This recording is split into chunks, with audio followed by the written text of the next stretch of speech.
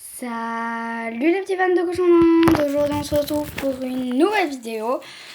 Donc en fait aujourd'hui on va travailler sur la santé des cochons d'Inde. Donc c'est assez vaste on va dire. Donc la santé des cochons d'Inde. Déjà je vais vous parler du tout début où j'ai eu Hérissérose. Donc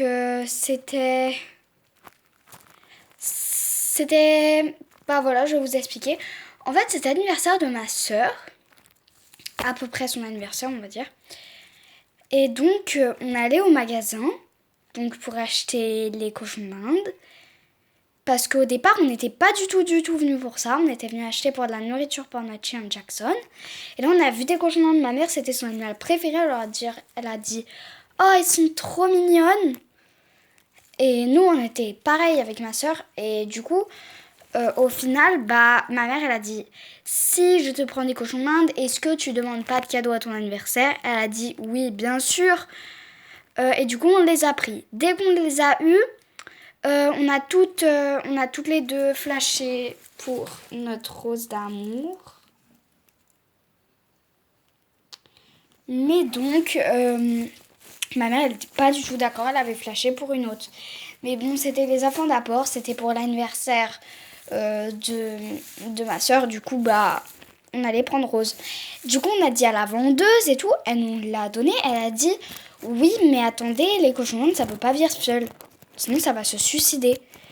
Du coup, ma mère, ça lui a rappelé un flashback parce que quand elle était petite, elle avait eu un cochon d'Inde. Que, en fait, quand elle était petite, du coup, je disais, elle avait eu un cochon d'Inde. Sauf que malheureusement, son cochon d'Inde, en fait, elle en a pris qu'un seul. Du coup, il a vécu qu'un an. Et il est mort. Voilà. Donc, ça a été très triste pour elle. Et du coup, on a pris ces deux-là. Vu que c'était les deux, on avait caché. Et dès qu'on l'a eu, Rose, elle avait une conjonctivite. Du coup, on l'a bien soignée avec plein de produits et tout. Mais elle avait une conjonctivite. Bon, bref, ne faites pas trop confiance aux magasins d'animaux, voilà. C'est comme les chiens, il y a beaucoup de vendeurs qui le disent. Parfois, ils s'en occupent pas, mais en vrai, ça va. Ça, c'était spécialisé. Voilà, donc voilà, on a eu ces deux-là. Et donc là, c'était juste une petite intro pour parler de la santé, du coup. Donc attends, je vais vous lire un petit résumé, alors. Chez le cochon d'Inde se développe fréquemment une maladie des coussinets, la pododermatie. C'est une infection de la peau qui évolue souvent vers une nécrose. Voilà. Non traité, le podermatif peut entraîner la mort pour septicémie. Une constitution s'impose pour mettre en place un traitement médical assez long. Voilà, bref, une maladie des coussinets, c'est assez dangereux. Je vais voir si je trouve pas d'autres maladies, attendez. Alors, rendez-vous chez un vétérinaire, voilà, pour savoir. Alors, si vous pensez que votre cochon d'Inde est malade ou blessé, ou si vous pensez qu'il va bientôt mourir, emmenez-le chez le vétérinaire. Donc voilà, ça paraît un petit peu logique. Comment savoir si votre cochon d'Inde est en fin de vie ? Le système de fin de vie d'un cochon d'Inde sont principalement des changements dans son comportement, notamment le fait qu'il soit moins actif et moins curieux. Il aura tendance à manger moins, dormir plus, voire tout le temps.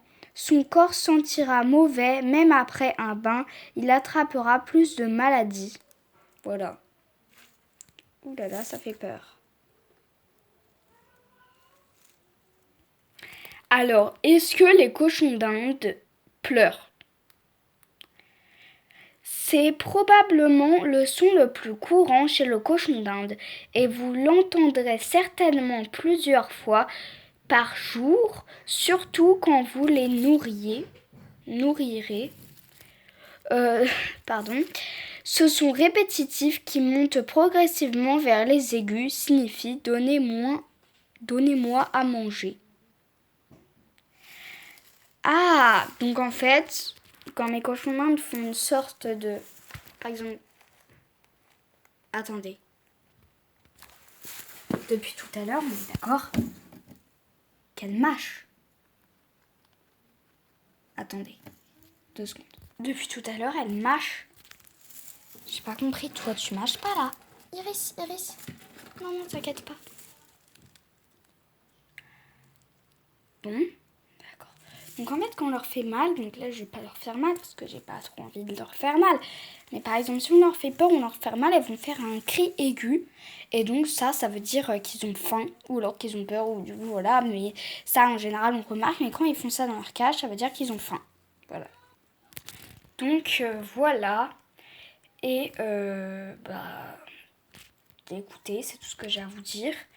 Je ferai sûrement d'autres vidéos parce que, comme je vous ai dit, c'est très vaste ce sujet, la santé, voilà. C'est comme celle des humains, hein, c'est très vaste. Du coup, je pense que je ferai une autre vidéo sur ça. Et sur ce, abonnez-vous, likez, commentez, partagez.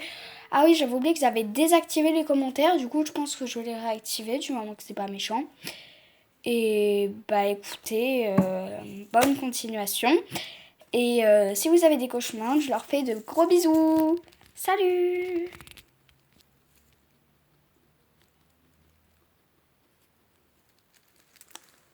Bisous!